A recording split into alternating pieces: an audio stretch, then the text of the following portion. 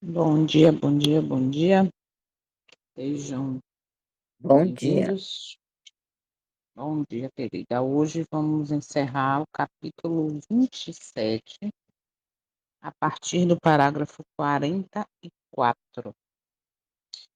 E depois, vão ser poucos parágrafos, a gente vai para os slides. Amanhã a gente vai para o resumão, depois para as perguntas. E aí, antes de começar o capítulo 28, que é outro capítulo impactante, nós vamos meditar no capítulo 20, no capítulo 17 do livro Testemunhos para a Igreja, volume 4. E aí depois vocês vão entender o porquê desse parêntese para estudar esse capítulo 27, capítulo 17. Nós não vamos usar slides nele, a gente vai meditar só no conteúdo, porque agrega muito dentro do que estamos vendo aqui no Grande Conflito. Então, quem tem o livro físico, Testemunhos para a Igreja, volume 4, quem não tem, eu vou colocar o PDF no grupo. Se você puder, se for possível, imprimir só esse capítulo, tá? Para a gente estar estudando junto, será de grande importância. Vocês vão perceber isso, porque ontem à noite eu estava lendo e, como disse Célia, e sorrindo, dizendo não é possível, porque é muito, muito atual, muito necessário. Tá bom, vamos orar então, para darmos continuidade. Oremos. Santo e eterno, maravilhoso, grande eu sou, estamos neste momento agradecidos, entrando em tua presença, pela promessa da misericórdia que se renova mais esse dia, mais esse amanhecer. E agradecemos por mais uma oportunidade de valorizar essa misericórdia, de andar nos teus caminhos, verdadeiramente, de professar teu nome através do nosso testemunho e não apenas de palavras. Queremos verdadeiramente aprender, te entender e não esquecer o tempo em que nós estamos vivendo, tempo de juízo, de arrependimento, tempo de humilhar diante de ti. Por isso estamos aqui, Pai Santo, agradecidos por mais essa oportunidade. Estamos contemplando a tua face contemplando a tua face, o teu caráter, através do estudo profundo da tua palavra, do testemunho de Jesus, entendendo a cada dia a importância de conhecer e obedecer os mandamentos, para assim andarmos no caminho estreito, no caminho de desafios, de perseguição e difamação. Entendemos que isso tudo é necessário, porque este mundo não pertence, não tem o teu caráter, não pertence aos teus desejos. O mundo jaz no maligno, como diz a tua palavra. E nós aqui estamos agradecidos por essa oportunidade de permitir que o teu Santo Espírito habite em nós, nos guie a toda a verdade, nos convença do pecado, da justiça e do juízo, para que a cada dia possamos jamais esquecer de que o pecado não é leve, é pesado e nos afasta de ti. Tem misericórdia do teu povo, e o Senhor está tendo, como teve no passado. Cada vez que um profeta era levantado, era para dar ao povo uma oportunidade de arrependimento. Era para mostrar ao povo que o caminho que estavam trilhando era um caminho de apostasia, de desobediência. Por isso, hoje, o Senhor levanta um povo, um pequeno povo, que sabe que andando no caminho estreito tem uma mensagem para dar, tem uma mensagem de alerta, tem uma mensagem para chamar ao arrependimento. Não com essa, como estamos vendo no mundo cristão deixou de ser protestante, porque hoje anda de mãos dadas com o mundo, com hábitos, com cultos que não te agradam, que saiu da trilha, com mensagens distorcidas, desvalorizando a tua palavra, a tua lei. Nós estamos aqui querendo ser, com teu poder e força, restauradores de brecha, mostrar sim onde está o erro, não para ter ou demonstrar a ideia de estar falando mal, estar difamando A, B ou C ou instituição qualquer que seja, mas para mostrar como o Senhor fazia no passado, para ser voz de profeta, mostrando que o caminho errado leva à destruição, dando oportunidade de arrependimento verdadeiro. E isso faz parte exatamente do dia de expiação, como acontecia lá no santuário, lá no deserto, quando o Senhor levou o povo ao êxodo para purificar de todos os hábitos do Egito, purificar da idolatria e purificar ali em todos os sentidos, inclusive no sentido de alimentação, porque a tua vontade era purificar o paladar, quando o Senhor derramou ali maná do céu, comida dos anjos. Mesmo assim, esse povo, que era o teu povo, continuou reclamando, murmurando. Te damos liberdade para que tire de nós tudo que não te agrada. Por favor, Pai, nós queremos ser luz para este mundo, ser sal para as pessoas que nos rodeiam. O sal tem a sua função. E se não fizer essa função, nada servirá a não ser para ser pisado. Misericórdia. Por favor, completa a obra. Queremos verdadeiramente não apenas ser chamado pelo teu nome, mas representar o teu caráter. Porque as bênçãos verdadeiras para a eternidade é condicional. É porque muitas vezes nós nem temos os olhos abertos, nem abrimos os nossos olhos para entender isso. Das citações bíblicas que conhecemos já começa falando se o meu povo, que se chama pelo meu nome, se humilhar e orar e me buscar e se desviar dos seus maus caminhos. E aí vem agora, então eu ouvirei do céu, perdoarei os seus pecados e sararei a sua terra. Estarão abertos meus olhos e atentos meus ouvidos à oração que fizer neste lugar. É uma promessa bíblica, mas é condicional. Se nós orarmos, desviarmos dos maus caminhos, e os maus caminhos a gente sabe, estão ali dentro do contexto da desobediência, da rebelião, da murmuração, da idolatria. Que com a tua ajuda, através do teu Santo Espírito, em nós possamos realmente abandonar e viver uma vida de plena obediência, de dependência de ti e de oração, como assim viveu o nosso sumo sacerdote que hoje está ao teu lado. Obrigada por essa oportunidade. E neste dia valorizemos, andando contigo verdadeiramente, ouvindo a tua voz. Fala conosco, por favor, mas nesse momento, o restante desse estudo. Toma cada um presente, cada família representada. Mais uma vez, neste amanhecer, apresentamos as pessoas pelas quais estamos orando.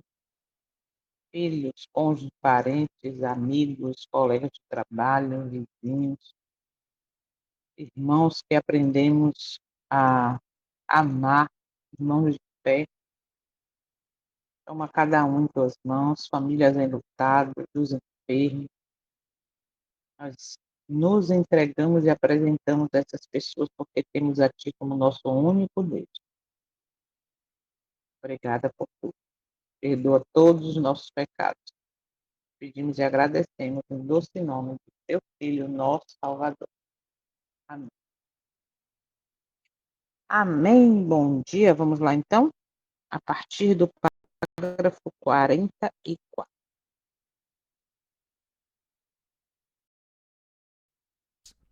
Paulo, em sua carta aos Colossenses, apresenta as bênçãos concedidas aos filhos de Deus.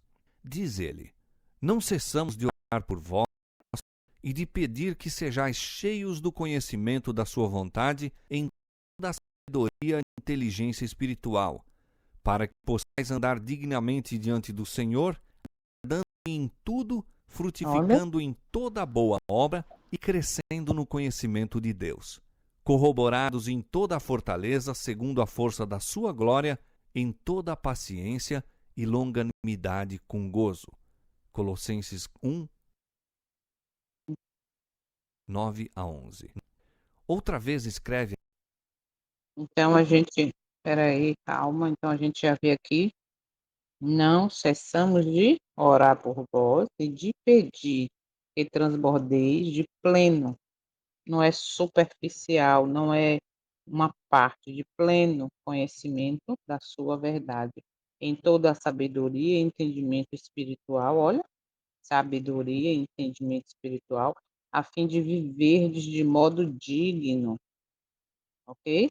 Para o seu inteiro agrado, frutificando em toda boa obra e crescendo no pleno, novamente, ó, pleno conhecimento de Deus. Vamos lá. acerca de seu desejo que os irmãos de Éfeso chegassem a compreender a altura do privilégio do cristão. Abre Olha a perante eles, altura do na privilégio. linguagem mais compreensiva, o poder e conhecimento maravilhosos que podiam possuir como filhos e filhas do Altíssimo. A eles Glória. tocava o serem corroboradores com poder pelo seu espírito no homem interior, arraigados e fundados em amor, compreender com todos os santos qual seja a largura, o comprimento e a altura e a profundidade, e conhecer o amor de Cristo, que excede todo o entendimento. Mas a oração do apóstolo atinge o auge do privilégio quando ora para que sejais cheios de toda a plenitude de Deus. Efésios 3, 16-19.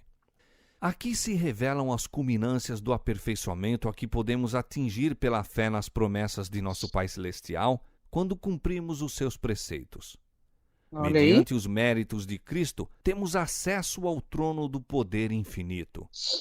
Aquele que nem mesmo a seu próprio Filho poupou, antes o entregou por todos nós, como nos não dará também com ele todas as coisas? Romanos 8:32. O Pai deu ao Filho o seu Espírito sem medida, e também nós podemos participar de sua plenitude. Diz Jesus: Se vós, sendo maus, sabeis dar boas dádivas a vossos filhos, quanto mais dará o Pai Celestial o Espírito Santo àqueles que lhe o pedirem? Lucas 11:13. Se pedirdes alguma coisa em meu nome, eu o farei. Pedi e recebereis, para que o vosso gozo se cumpra. João 14:14 e 16:24. Posto que a vida do cristão deva ser caracterizada pela humildade, não deveria assinalar-se pela tristeza e depreciação de si mesmo. É privilégio de cada um viver de tal maneira que Deus o aprove e abençoe. Não é da vontade de nosso Pai Celestial que sempre estejamos sob condenação e trevas. O andar cabisbaixo e com o coração cheio de preocupações não constitui prova de verdadeira humildade. Podemos ir a Jesus e ser purificados, permanecendo diante da lei sem opróbrio e remorsos. Nenhuma condenação há para os que estão em Cristo Jesus, que não andam segundo a carne, mas segundo o Espírito. Romanos 8:1. Por meio de Jesus, os decaídos filhos de Adão se tornam filhos de Deus. Assim, o que santifica como os que são santificados são todos de um, por cuja causa não se envergonha de lhes chamar irmãos. Hebreus 2:11. A vida cristã deve ser de fé, vitória e alegria em Deus. Todo o que é nascido de Deus vence o mundo, e esta é a vitória que vence o mundo, a nossa fé. 1 João 5:4. Com acerto disse Neemias, servo de Deus: a alegria do Senhor é a vossa força. Neemias 8:10. E Paulo diz: regozijai-vos sempre no Senhor. Outra vez digo: regozijai-vos. Regozijai-vos sempre. Orai sem cessar. Em tudo, dai graças, porque esta é a vontade de Deus em Cristo Jesus para convosco. Filipenses capítulo 4, verso 4 e 1 Tessalonicenses capítulo 5, versos 16 a 18. São estes os frutos da conversão e santificação bíblica. E é porque os grandes princípios da justiça, apresentados na lei de Deus, são com tanta indiferença considerados pelo mundo cristão, Olha, que esses frutos são tão raramente testemunhados. É por isso que tão pouco se manifesta dessa profunda e estável obra do Espírito de Deus, a qual assinalava os avivamentos em anos anteriores. tais são os frutos da conversão e santificação bíblicas. E por que os grandes princípios de justiça apresentados na lei de Deus são tratados com tanta indiferença no mundo cristão? Esses frutos são tão raramente vistos. Olha que triste, né? Eis porque se vê tão pouco daquela profunda e permanente obra do Espírito de Deus que marcou os reavivamentos dos anos anteriores. E aí é pelo contemplar que somos transformados, segue dizendo. Vamos lá. É ao contemplar que somos transformados. E negligenciando os preceitos sagrados, nos quais Deus Ó, revelou aos homens a perfeição e santidade de seu caráter, e atraindo o espírito do povo aos ensinos e teorias humanos, que de estranho poderá haver no consequente declínio da viva piedade da Igreja? Diz o Senhor: a mim me deixaram o manancial de águas vivas e cavaram cisternas, cisternas rotas que não retêm as águas.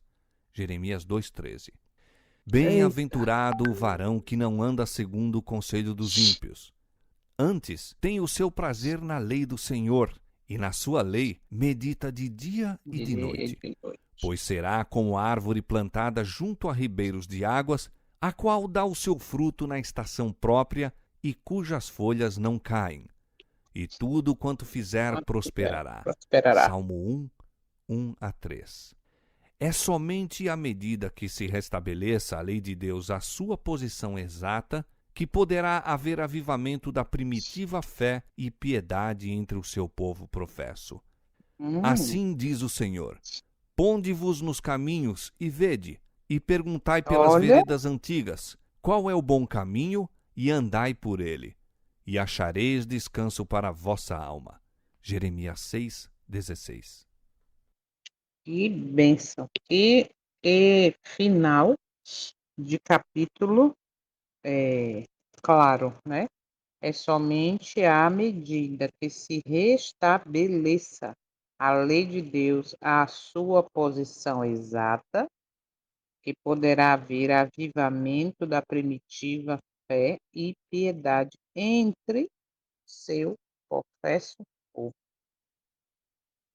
Assim diz o Senhor, aqui é onde a gente fala muitas vezes de voltar aos marcos antigos, ó, pondo-vos à margem no caminho e vede, perguntai pelas veredas antigas, qual é o bom caminho, andai por ele e acharei descanso para a vossa alma. E nesse versículo final dele e eles disseram, não andaremos nele. Isso é muito triste, porque é uma realidade, né, que está aí bem clara dentro desse quadro atual, do reavivamento moderno, da verdadeira piedade. O que quer dizer isso? Verdadeira vida de plena obediência. Muito bem, vamos para os slides, e aí, para a gente tirar mais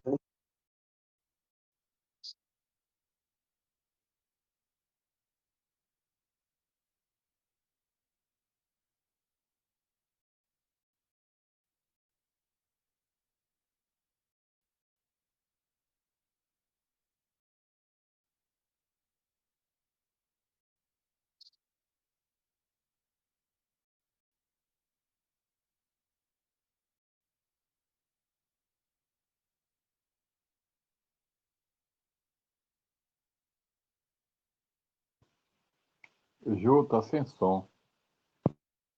Não, é porque eu parei enquanto colocava aqui.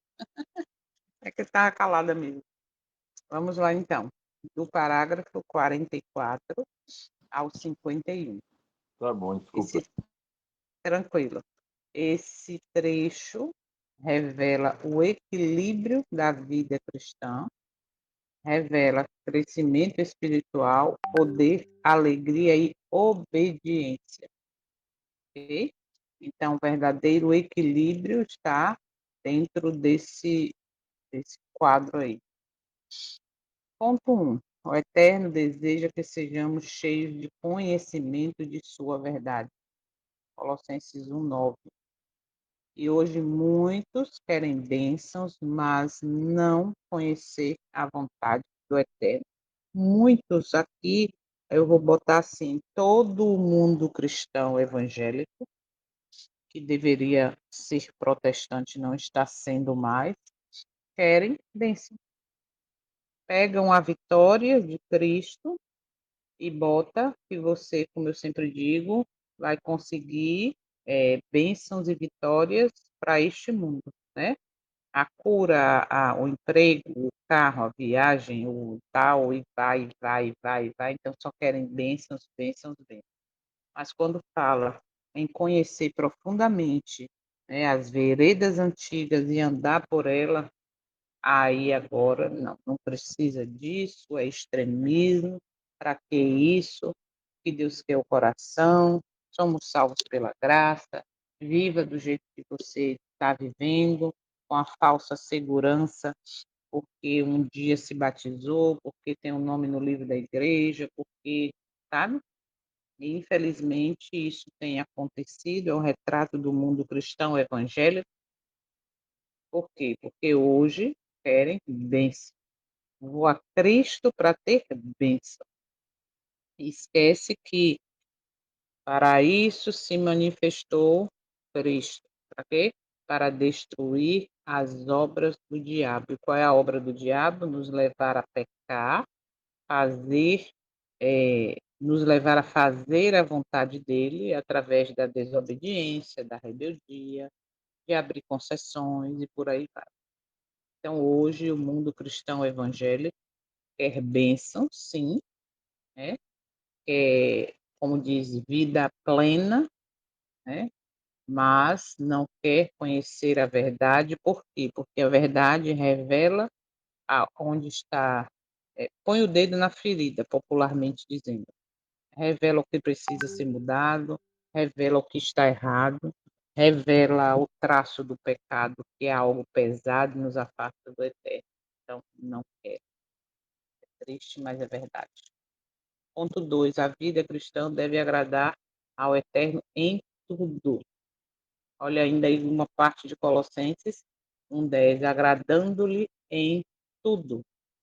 Tudo, como eu sempre digo, consiste em todas as áreas da minha e da sua vida, comer, beber, vestir, falar, assistir, ver e por aí vai. Bem? Tanto é que 1 Coríntios 10:31 diz o quê? Quer comais, quer bebais ou façais qualquer outra coisa, fazem tudo para a glória de Deus. Não apenas em algumas áreas. Ele quer entrega total, completa. É fácil? Não é. Por quê? Porque nós não queremos isso, porque isso vai fazer com que eu tenha, né, que mortificar o eu, né? E aí a gente viu neste capítulo que eu gosto ou gostava, né, o que eu amava, passo a odiar o que eu odiava, amava e por aí vai. E muitos cristãos não estão aptos a largar, a mortificar o eu. Eu sou assim mesmo, eu gosto disso, e Deus é amor, ele vai me aceitar do jeito que eu gosto. Não. Ele te recebe do jeito que você está, ele te recebe da maneira e com as coisas que você gosta, e se você permitir a atuação do seu Santo Espírito, ele te transforma para o que ele quer. Entende? Aí a diferença é essa. E o verdadeiro cristão produz frutos. Frutos de quê? Digno de representar o caráter do pai e do filho através das escolhas, através dos frutos. E aí, João 15:5, quem está em mim, esse dá muito fruto. Fruto de quê? De obediência. Entende? Fruto de quê? De obediência. Que reflete a fé. Lembra que a gente comentou sobre a fé de Abraão? Ah, porque Abraão é o pai da fé, e usam essa fé de Abraão para muita coisa, para muitas campanhas, né? Só que se esquece e não é frisado que Abraão foi o pai da fé porque ele obedeceu. E sempre que a gente estudar, que a gente lê algum capítulo bíblico ou do Espírito de Profecia, que é o testemunho de Jesus, a gente tem que ler com humildade. Eu vou dizer para vocês, eu vim 30 anos de adventista, de ler a palavra, de estudar, etc. Poucos dias atrás, num sábado pela manhã, aqui no grupo que a gente tem de estudo, culto e tal, foi que eu fui despertada a isso, né? Quando a gente estava estudando ali os emblemas, falando sobre a fé de Abraão. E Abraão foi o pai da fé por conta da obediência. E isso não é frisado, né? Fala só assim, Abraão obedeceu, você saiu da parentela e foi. Mas esse foi a essência dele ser o pai da fé, reconhecido hoje. Obediência, tá? Por quê? Porque ele confiou, ele obedeceu até o fim. Inclusive no sacrifício, né? Quando pediu ali o sacrifício de Isaac. Então, fé sem frutos é apenas aparência. E que frutos são esses? Fruto de obediência, fruto de representar o caráter, porque se você representa, se você é movido pelo Santo Espírito e automaticamente já representa, então teus frutos é de amar a Deus sobre todas as coisas e ao próximo, é cuidar do outro, mas não só apenas cuidar com necessidades, né, deste mundo, mas cuidar se preocupando com a salvação daquela pessoa, daquela alma, ok? Então, fé sem frutos é apenas aparência. Ponto 4, crescimento espiritual é contínuo. Como a gente leu aqui, crescer na graça e no conhecimento. Entende? Estagnar, parar e achar que, porque eu estou dentro do contexto da fé coletiva em todos os dias de culto, tá? Eu não leio mais a palavra, eu não estudo, porque eu já tenho tantos anos de igreja e já li a Bíblia, já fiz ano bíblico não sei quantas vezes, conheço já muito. Aí vem o quê? Vem o orgulho de Laodiceia. E essa estagnação espiritual de achar que já conheço, que não preciso, para que eu vou participar de um estudo do grande conflito? Eu já li não sei quantas vezes, eu conheço tudo, eu tenho na ponta da língua cada capítulo. Para que voltar aos marcos antigos, se a gente agora está na fase do Novo Testamento? Então, essa estagnação de achar que já é autossuficiente dentro do conhecimento espiritual é um sinal de perigo. É um sinal de que eu estou apto a ser enganado por Satanás e, no final, ser destruído junto com ele. Por quê? Porque eu estou dentro do orgulho de Laodiceia. Eu não reconheço a minha condição de necessitado verdadeiramente da graça. A minha autossuficiência diz que eu estou bem, que está maravilhoso, que é assim mesmo, que eu já conheço bastante. Aí eu fico naquela falsa segurança de pertencer a uma instituição e achar que, ó, tá bom, tá massa. Basta ir aos cultos, participar, ou até pregar ou ouvir, tá certo. Não tá, é sinal de perigo. Crescer na graça e conhecimento, ok? Vamos lá. Ponto 5. Deus fortalece o interior do homem. Que lindo isso.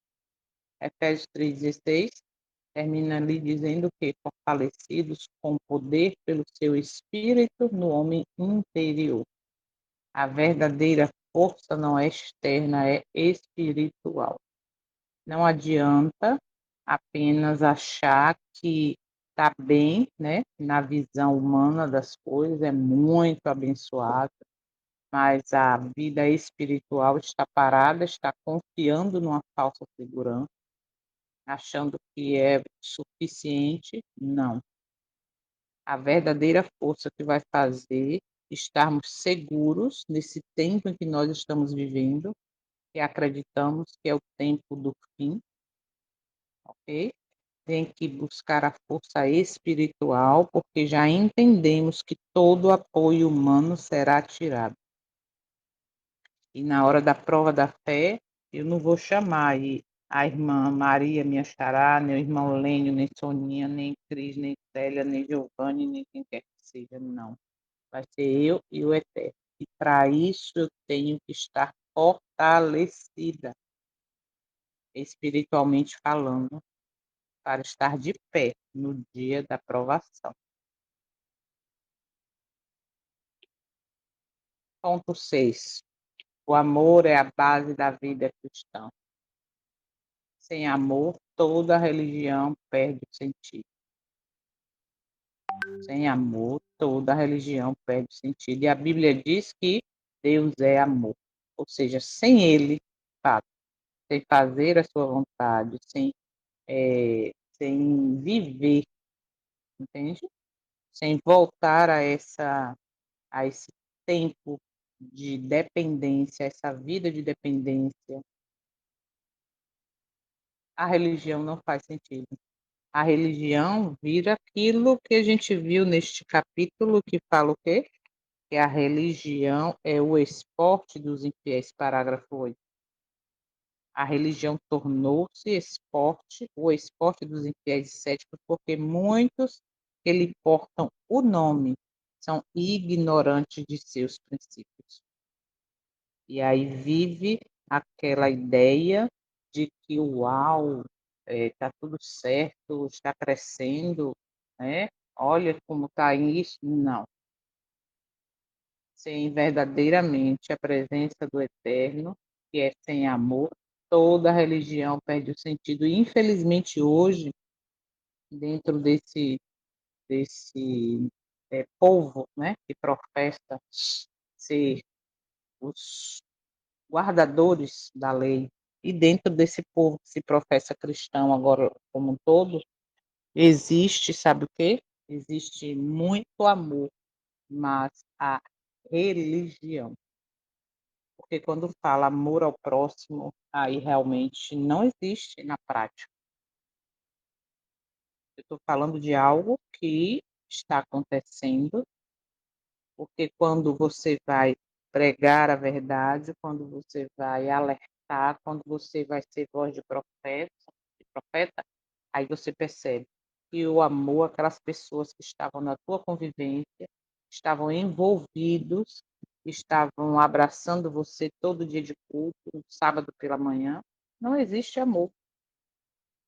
E aí a religiosidade é superficial e perde o sentido.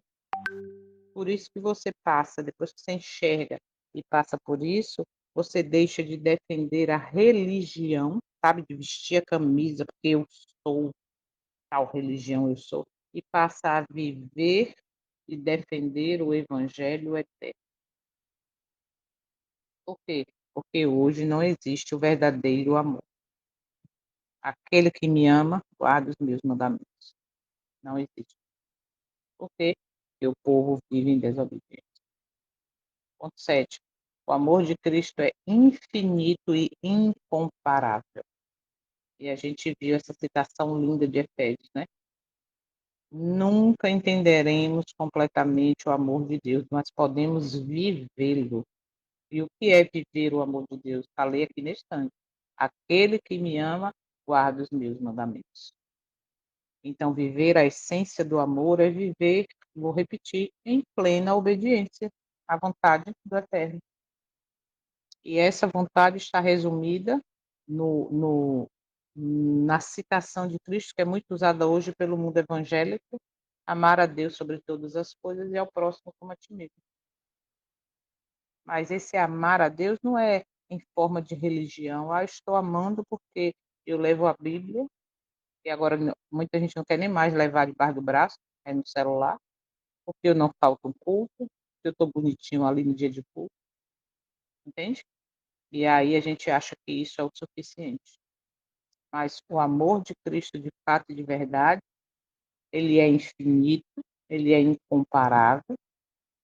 E se não buscarmos entender esse amor refletido no sacrifício da cruz, no preço que é o pecado, que fez ele vir à terra, viver e dar sua vida por mim, por você, nós nunca vamos entender de fato, tá? Mas entender consiste em viver o quê? Em viver a sua vontade. Dizer que entendo é uma coisa, e viver a vontade dele completamente através do seu poder e força, viver esse amor de Deus vai fazer a diferença. Não dá para compreender, né? Humanamente falando. O cristão pode ser cheio da plenitude de Deus. Esse é o ideal divino. Uma vida completamente transformada. Completamente, vou repetir, em todas as áreas da minha vida. Todas elas. O cristão pode ser cheio da plenitude do eterno. Então, sabemos que o ideal divino, para mim, para você, é exatamente uma vida completamente transformada. Esse negócio de uma parte sim, outra não, isso aqui não precisa, isso aqui pode, isso aqui dá. Não, isso aqui até que eu consigo, mas cá não. Tem gente que quando fala, a gente fala assim, né? Ah, porque eu não como mais, ou eu não bebo mais café, eu não como. Ah, se eu deixar de. Não, tem que ter um pedaço de carne na minha comida, senão eu não estou comendo. Eu tenho que tomar um gole de café, senão meu dia não é o mesmo. Eu gosto de vestir isso porque. Ah, não, isso eu também não posso ouvir uma música que eu gosto. Aí também é um pouco demais. Deus não quer isso, entende? Mas o ideal divino para mim, para você, é uma vida completamente em todas as áreas da vida. O ideal dele para mim, para você, é uma vida completamente transformada. Por quê? Porque todos os prazeres deste mundo são coisas que são inimigos dele. Todos os prazeres deste mundo não estará me preparando para a eternidade. Então, a mortificação é necessária. O Eterno deseja nos dar tudo o que precisamos. E o Romanos 8:32 termina o versículo dizendo: como não nos dará também com ele todas as coisas? E o problema não é a falta de provisão, é a falta de busca. Percebe? E esse dará todas as coisas, não é ele vai me dar o carro que eu quero, ele vai me dar a roupa que eu quero, ele vai me dar a viagem dos sonhos, ele vai me dar, ele vai me dar. É muito mais profundo do que essa superficialidade deste mundo. E aqui a Bíblia é bem clara em Mateus 7, não, Mateus, esqueci agora qual é o versículo, que fala assim: buscai em primeiro lugar o reino de Deus e a sua justiça. Todas as outras coisas vos serão acrescentadas. E aí segue dizendo: não andeis ansiosos por coisa alguma. Percebe? Então é isso que nós devemos fazer. Por quê? Porque ele vai acrescentar o que precisamos. Ok? Aí. Sim.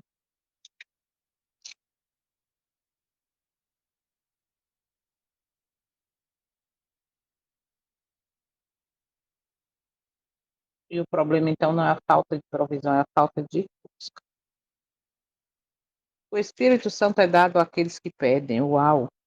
Será que nós estamos fazendo isso? Pedindo, clamando, permitindo.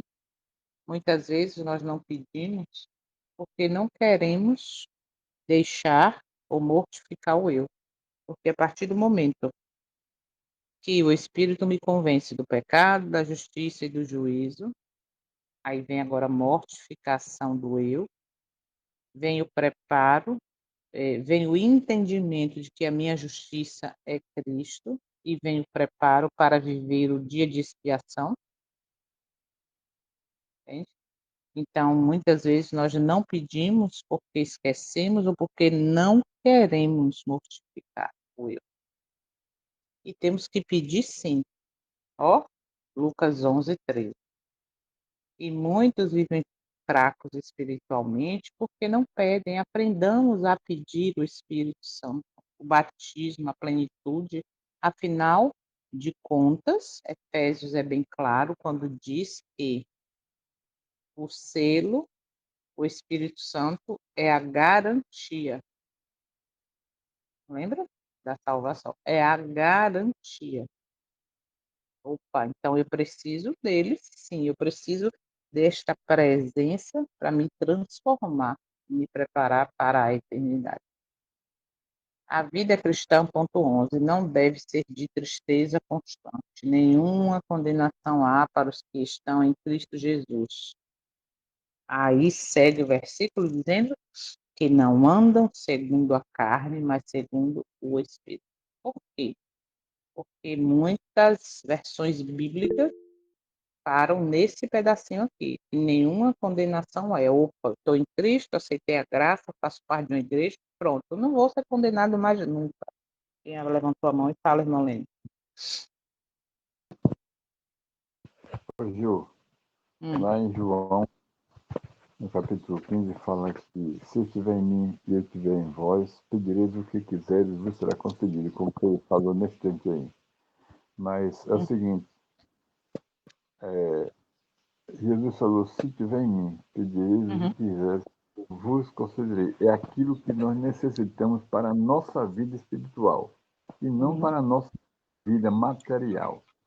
Porque lá em Salmos 37:5 diz, entrega teu caminho ao Senhor, confia nele e o mais ele fará. As Isso. coisas que mais ele fará é aquilo que ele acrescenta na nossa vida como um ser humano justo. Ele não falta nada. Aí ele acrescenta tudo aquilo que é para o nosso conforto e Isso. necessidade de sofrimento. Mas quando a gente pedir a ele aquilo que nós necessitamos, é pela nossa vida espiritual, não é pela nossa vida material.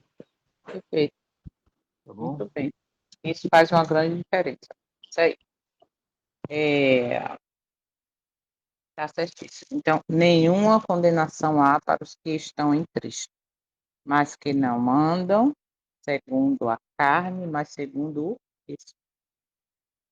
Culpa constante não é sinal de santidade, é falta de compreensão da graça. Por quê? Porque a verdadeira graça, ok, mostra o preço do pecado. E se eu peço perdão, essa culpa não existe, tá? Então, isso aqui é algo também muito profundo, que dá uma grande mensagem, a gente não vai ter tempo para isso. Mas a culpa constante não é sinal de santidade, é falta de compreensão da graça. Então, aproveite, pesquise sobre a graça, o que ela significa para você verdadeiramente, tá? Porque isso é muito interessante. Quando diz que nenhuma condenação há para os que estão em Cristo, que não andam segundo a carne, ou seja, não fazendo a minha própria vontade. Isso faz aí dá uma profundidade, né, a essa realidade desse versículo. Por isso, se você está com a Bíblia, a sua versão só diz nenhuma condenação para os que estão em Cristo, ponto, mude para uma Bíblia fiel, onde tenha continuação do versículo. A vida cristã é de vitória. Essa é a vitória. Nosso cristão não foi chamado para viver derrotado, não é assim? Isso aqui é muito levado para o lado material da coisa, né? É muito levado. Se você tem fé, você vai conseguir. Bom, se você fez uma oferta, devolve o dízimo, né? Porque para muitos você está correto na fé, na sua vida espiritual, é devolver o dízimo, não pode falhar. Ok? Eu digo no sentido de instituição que cobra, que vive naquela cobrança, né? E aí diz agora, bom, Se você está fazendo isso e não conseguiu a bênção que deseja, a sua fé é pequena, a culpa é sua. Só que quando a gente vai para o conteúdo, para o exemplo de vida de Abraão, aí o que acontece? A gente vê que a vitória ali, a nossa fé, foi a vitória porque houve obediência. Porque Cristo foi vitorioso até o fim, foi obediente, foi abnegado, foi humilde diante do Pai. Por quê? Porque ele, é interessante que Apocalipse fala, né? Guarde o mandamento de Deus e tenha a fé de Jesus. A fé de Jesus, semelhante à de Abraão, foi exatamente uma fé de obediência. Percebe? Então, quando a gente fala aqui, ó, o cristão não foi chamado para viver derrotado, aí tem gente que pega isso agora e leva, como eu falei, a vitória de coisas do mundo, a conquista do mundo. Mas o cristão não foi chamado para viver derrotado, sim, nessa aterrorismo, pois é, nesse sentido humano do mundo, mas principalmente o cristão não foi chamado para viver derrotado espiritualmente. Por quê? Porque a fé é uma fé verdadeira de obediência. E aí eu preciso agora conhecer a palavra, conhecer a vontade do Eterno, para quê? Para assim viver em plena obediência. Então, a vida cristã é uma vida de vitória sobre todas as coisas, principalmente sobre o pecado. Por quê? Porque lá em 1 João, capítulo 3, deixa bem claro que Cristo se manifestou para destruir as obras do diabo, ou seja, vitória sobre o pecado. Tá? Então, a vida cristã de vitória. Tá bom? Ponto 13. A alegria do Senhor é força espiritual. Neemias 8:10. A alegria do Senhor é a vossa. Sem alegria em Deus, a fé se torna pesada. Aqui também dá uma ótima mensagem. Sem alegria no eterno, a fé se torna pesada. A obediência se torna um fardo. A lei é algo impossível de ser obedecido. Então, a alegria dele é força espiritual. Ponto 14. A negligência da lei causa declínio espiritual. Jeremias 2:13. Deixar o manancial de águas vivas. Quando a verdade é abandonada, a espiritualidade seca. Que triste e que real isso. Quando a verdade é abandonada, a espiritualidade seca. Mesmo que essa espiritualidade seja, como é que eu posso dizer, apresentada como algo que está frutificando, que está crescendo, mas verdadeiramente ela seca. Então, nós não podemos abandonar a verdade. O que é a verdade? A tua palavra é a verdade. Cristo diz, eu sou o caminho, a verdade e a vida. E quando a gente abandona isso, quando a gente nega, quando a gente rejeita, não existe espiritualidade de fato, de verdade. É uma espiritualidade seca, que não dá fruto, que não mata a sede quem está sedento. O verdadeiro caminho é voltar às veredas antigas. Uau! Pesquise, busque e ande por ele e achará descanso. A solução para o caos espiritual atual não é inovação, é retorno à verdade original. E para eu conhecer o Evangelho eterno, a verdade original, a profundidade da lei, o significado dela, eu tenho que voltar aos marcos antigos, à vereda antiga. E aonde está isso? No Antigo Testamento, hoje tão desprezado pelo mundo evangélico, pelo mundo cristão, pelos professos guardadores, né, da palavra, da lei.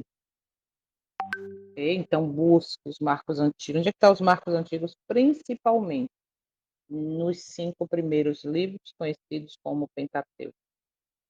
principalmente tudo que envolve o santuário, porque o próprio testemunho diz que o santuário é a base da nossa fé. E hoje não é mais estudado, hoje não é mais observado, entende? Então, temos que voltar sim. O cristianismo verdadeiro não é vazio, não é triste, não é superficial, mas é cheio. Cheio de quê? Do Espírito de Deus. Fundamentado em quê? Na verdade. Marcado por crescimento verdadeiro espiritual. E quando tem esse crescimento, é vivido com alegria. Olha a ordem, entende?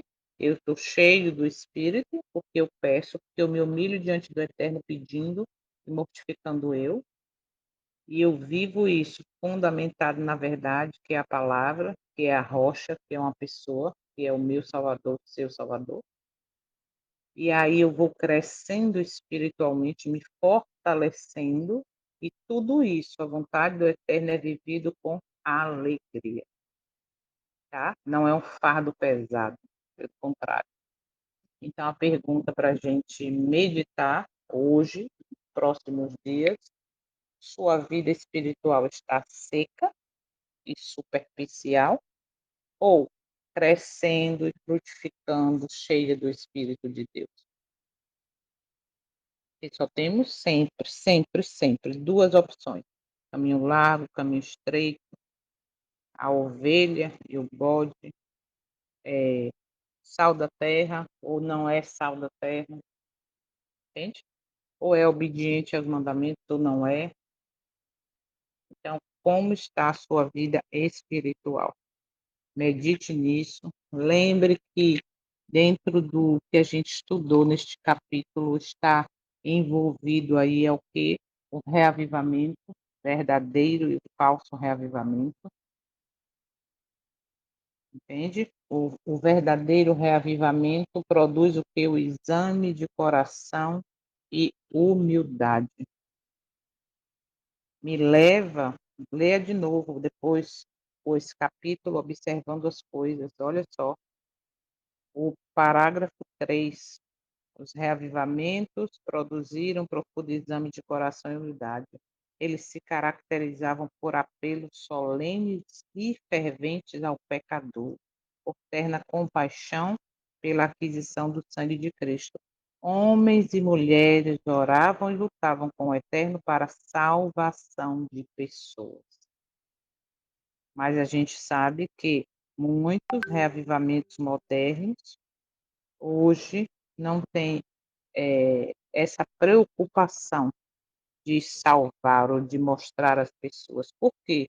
Porque os reavivamentos populares, parágrafo 7, são frequentemente realizados mediante apelos à imaginação, o excitamento das emoções e a satisfação do amor àquilo que é novo e surpreendente. Mas os conversos desses falsos reavivamentos, dos reavivamentos populares, não querem ouvir a verdade bíblica, têm pouco interesse no testemunho de profeta e apóstolo. E por aí vai, a gente vai ver isso mais na revisão do capítulo. Então, estudem, observem e vivam em fazer a vontade do Eterno. Tenham alegria em fazer.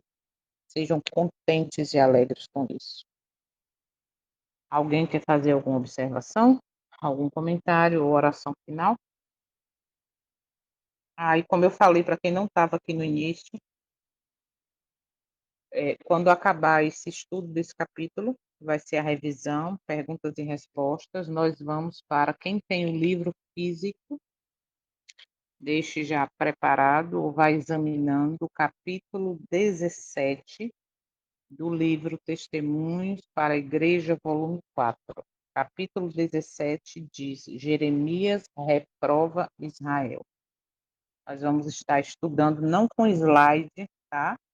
Não, mas vamos estar estudando e meditando na leitura dele, depois a gente volta para o capítulo 28. Por que vamos fazer isso? Porque este capítulo é muito forte. Ontem à noite não, né? À noite eu estava estudando ele, examinando e rindo e assim, sabe?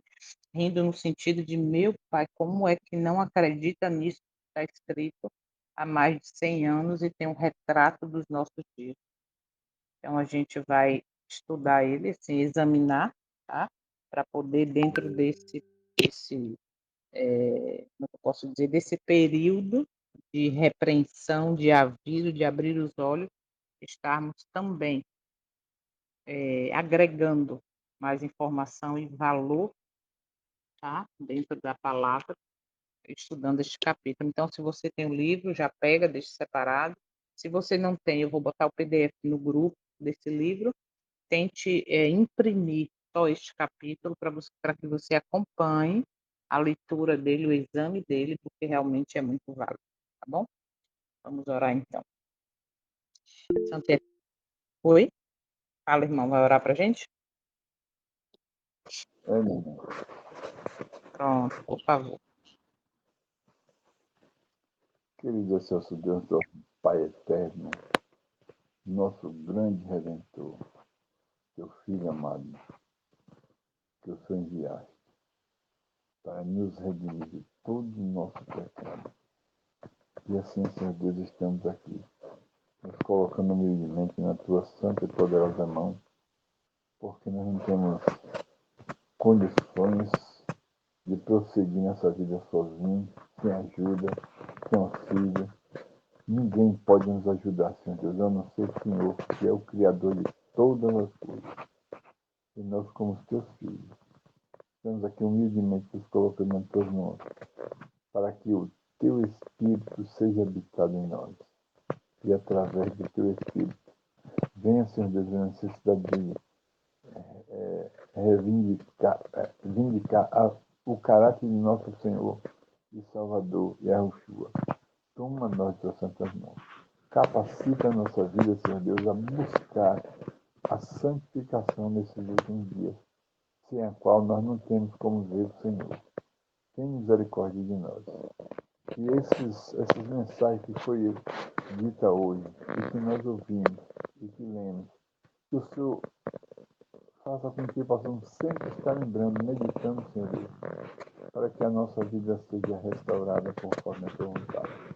Nos dê um dia, Senhor Deus, na companhia dos teus santos e poderosos anjos, nos livrando de todo o mal, nos capacitando em nossas tarefas diárias, Senhor Deus, de hoje, mas que possamos estar fazendo isso com alegria, porque o Senhor está ao nosso lado sempre.